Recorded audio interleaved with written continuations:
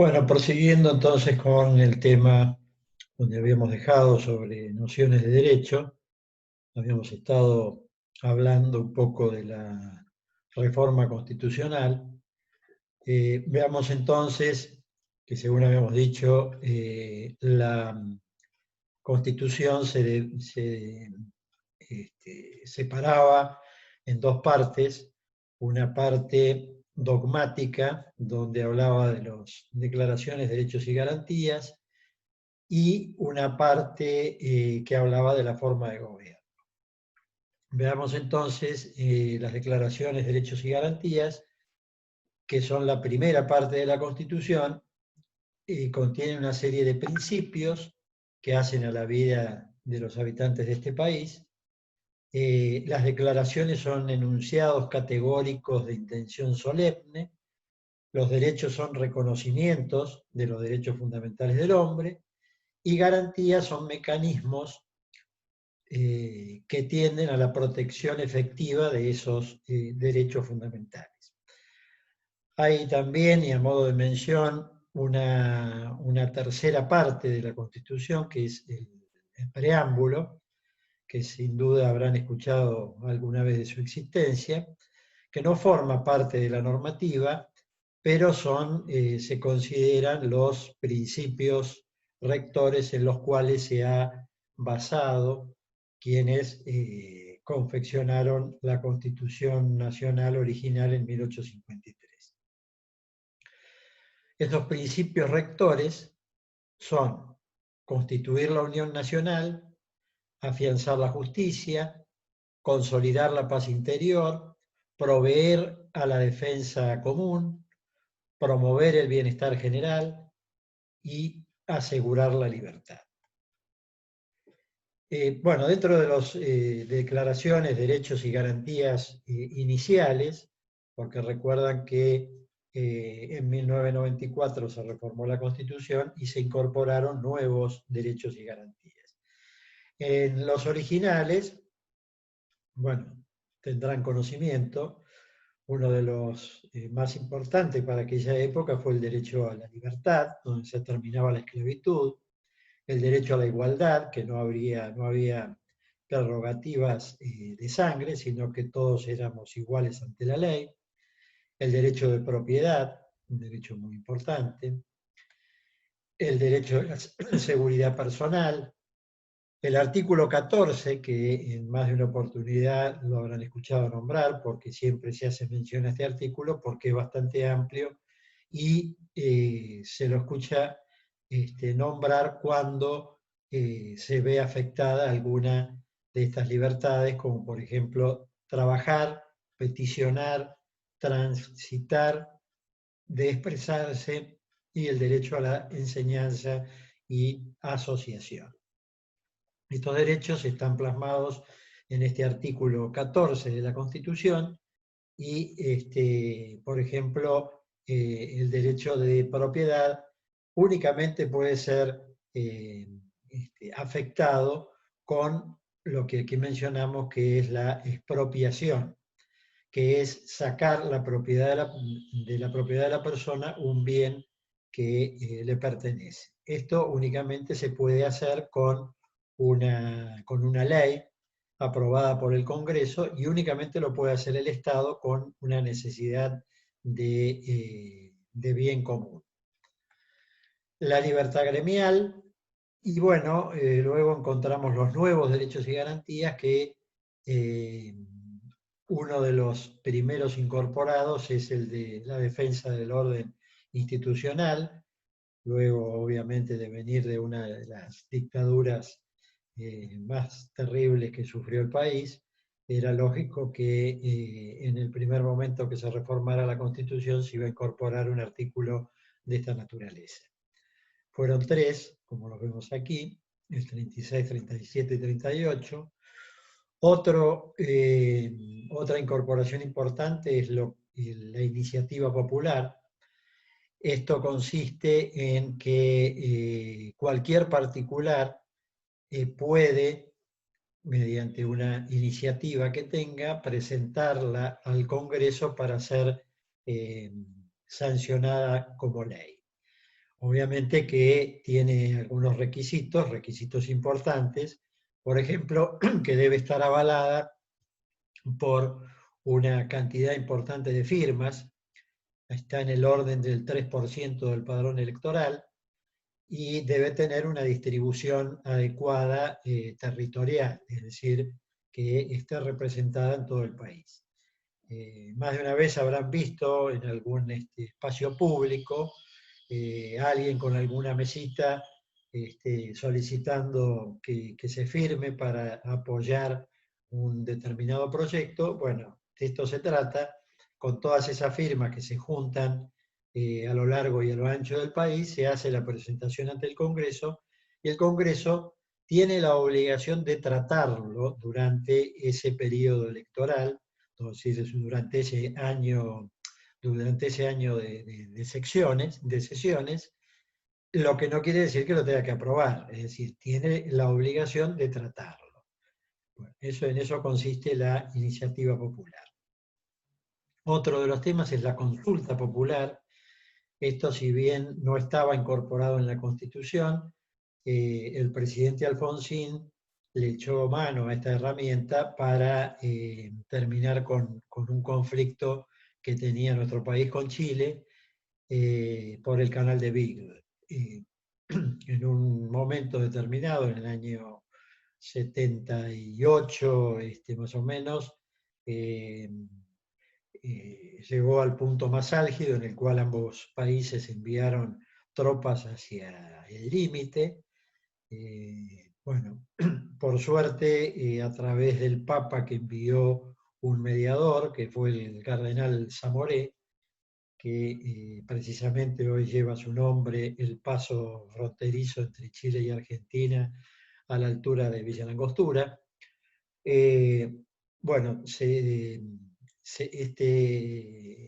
con esta mediación se llegó a la confección de un tratado entre ambos países que debía ser aprobado como una ley por los diferentes países. En aquel momento el presidente Alfonsín entendió que era sumamente importante que este tratado estuviese respaldado por la voluntad popular, es decir, no por el voto que obviamente indirectamente también lo era del Congreso Nacional, sino que pudiera participar en un caso tan particular el pueblo todo. Entonces es así que se llamó a una elección para la consulta popular, había en ese momento dos boletas, una que decía sí y una que decía no, y bueno, el pueblo se manifestó y con un amplio apoyo a la aprobación de ese tratado. Creo que sacaron algo más del 87% de los votos por la afirmativa. Así que bueno, esto es a manera anecdótica lo que es la consulta popular y para qué sirve y en qué momentos obviamente se debe utilizar. También se incorporaron derechos de medio ambiente, que no contaba la Constitución hasta ese momento, y fueron incorporados en el 94, al igual que la defensa del consumidor, la acción de amparo, tanto habeas corpus como habeas data, y bueno, y también fue incorporada la Auditoría General de la Nación, el Defensor del Pueblo y el Jefe de Gabinete de Ministros.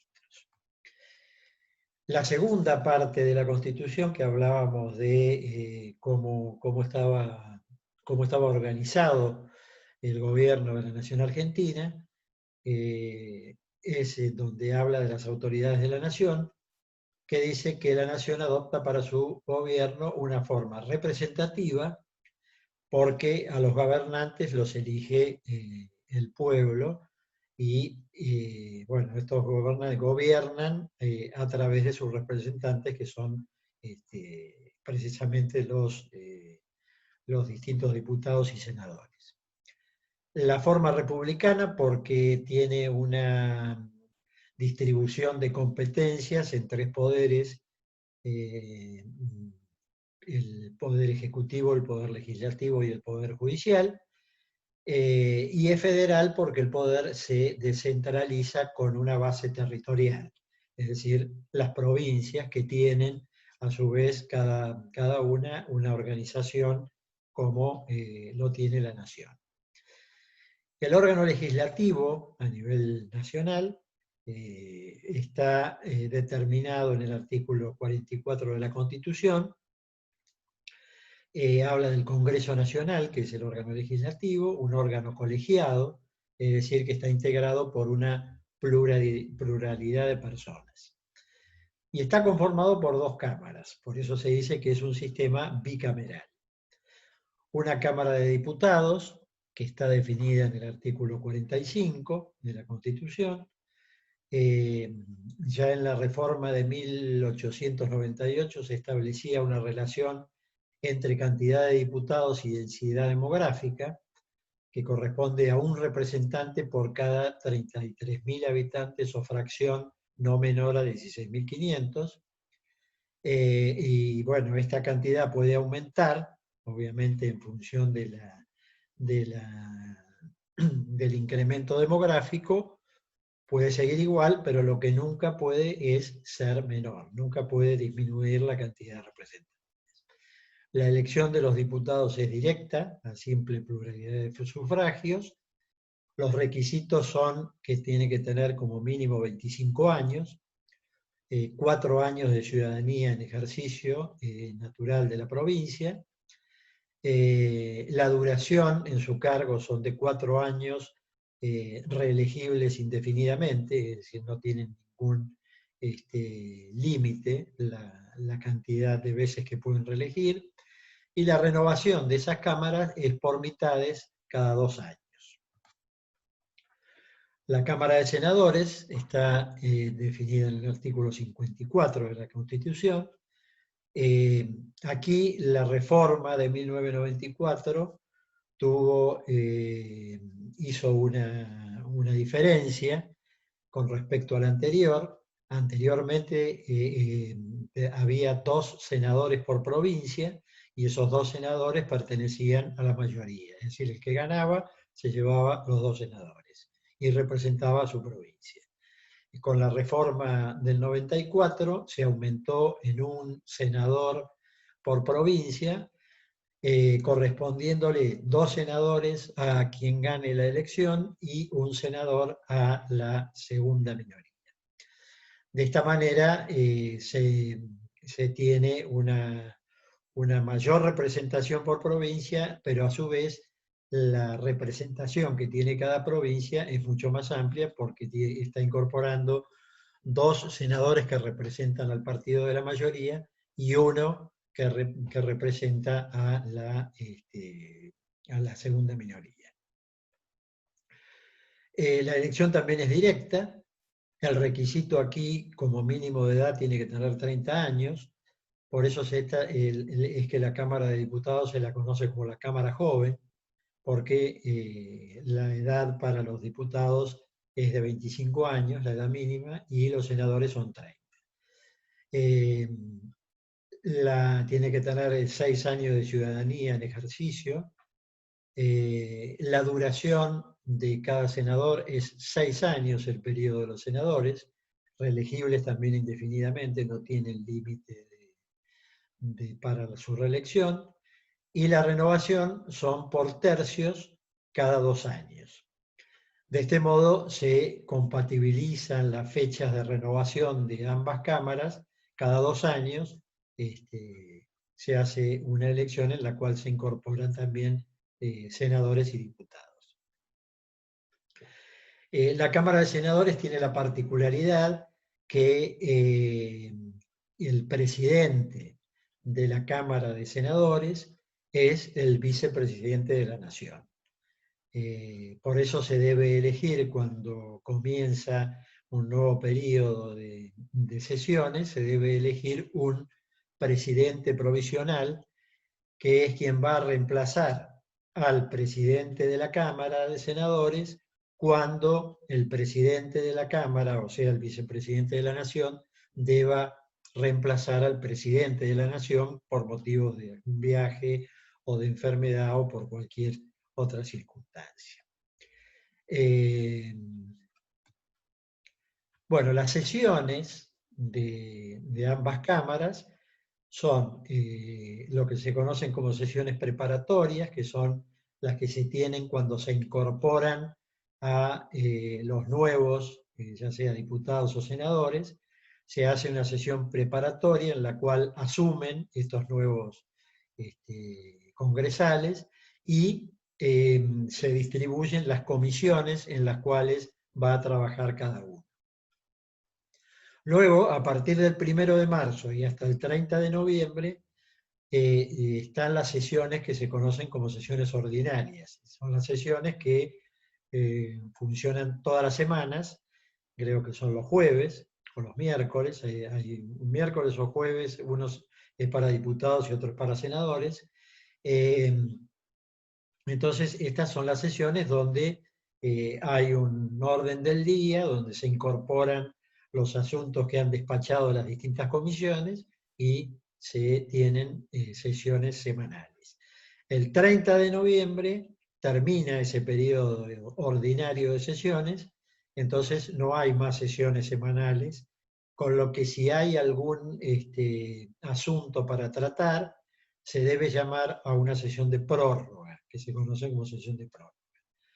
Se llevan a cabo fuera del periodo ordinario y el orden del día se puede constituir con asuntos que solicite tanto el Departamento Ejecutivo como el Departamento Deliberativo, o sea, los diputados o senadores. Y por último están las sesiones extraordinarias, que esas son sesiones que fuera del periodo ordinario deban ser convocados para tratar algún tema especial.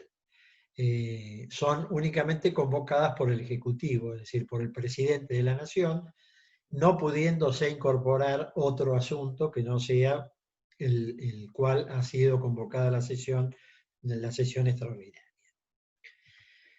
Las comisiones que le mencioné son en las distintas especialidades que tienen los diputados y los asuntos que se deben tratar, de acuerdo a la característica que tienen, pasan a una o más comisiones para ser analizadas. Ahí es donde la analizan cada uno de los senadores que integran esas comisiones, y esas comisiones hacen el despacho del asunto, bueno, inclinándose por su aprobación o por su rechazo, debidamente fundamentado.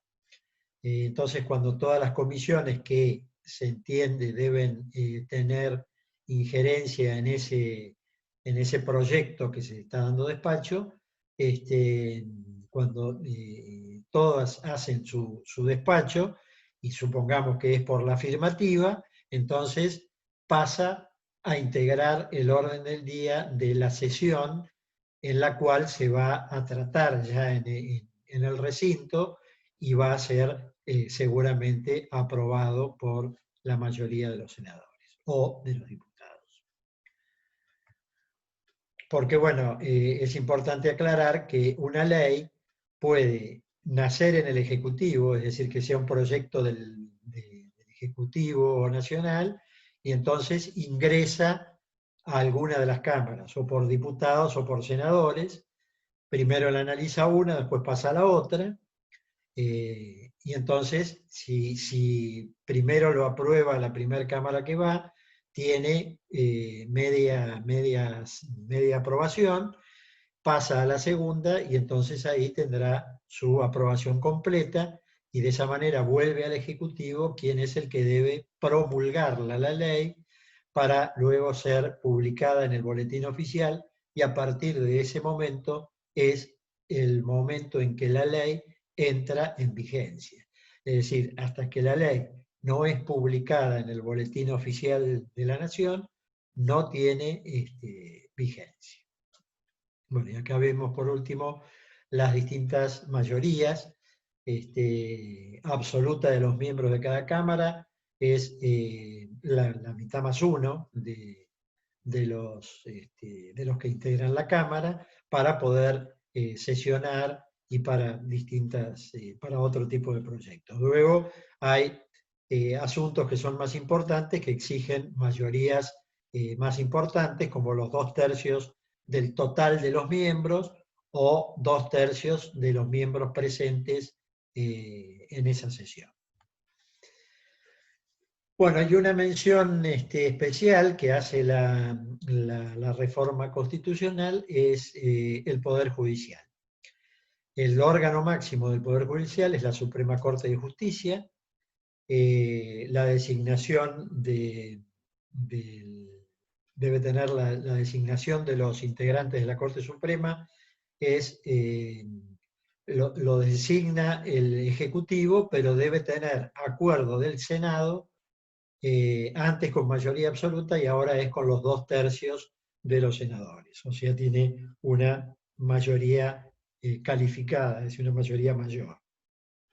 Se le ha dado mucha más importancia. Para los jueces inferiores a la Corte, el Consejo de la Magistratura, tras un análisis de los que se presentan, sugiere al Ejecutivo, analiza el Consejo de la Magistratura cada uno de los proponentes, de los que se presentan para que quieren ser magistrados, y propone una terna. El Ejecutivo elige uno de esa terna y el Senado lo debe aprobar. También se incorpora en la Constitución nueva lo que se conoce como jury de enjuiciamiento de los jueces inferiores a la Suprema Corte, que se hace a través también del Consejo de la Magistratura. Y una incorporación importante es el Ministerio Público. El Ministerio Público son los fiscales, la Fiscalía. Ustedes saben que el Poder Judicial está conformado por jueces y fiscales. Antes, los fiscales dependían de la justicia en general, es decir, estaban incorporados dentro de los jueces. Con esto tienen, obviamente, mayor libertad, porque el Ministerio Público engloba a todos los fiscales. Entonces tiene autonomía funcional y autarquía financiera. Bueno, el poder de policía, que es la potestad legislativa del ejercicio de los derechos y cumplimiento de los deberes constitucionales de los habitantes, que tiene por objeto el bienestar general. Se clasifican por jurisdicción, el poder de policía puede ser nacional, provincial, municipal. Por materia, pueden ser policía de seguridad, de salubridad, de las profesiones, de las concesionarias de los servicios públicos, de radiodifusión, del trabajo, de industria, comercio, lealtad comercial. Bueno, eso es lo que hace el poder de policía. Y por último, el régimen municipal, de acuerdo con la Ley Orgánica de las Municipalidades, los municipios tienen un poder ejecutivo que está llevado adelante por el intendente, un departamento deliberativo conformado por concejales que se eligen por voto directo cada 2 años. 4 años tienen de duración y se eligen cada 2 años. Bueno, aquí concluimos con este tema de nociones de derecho.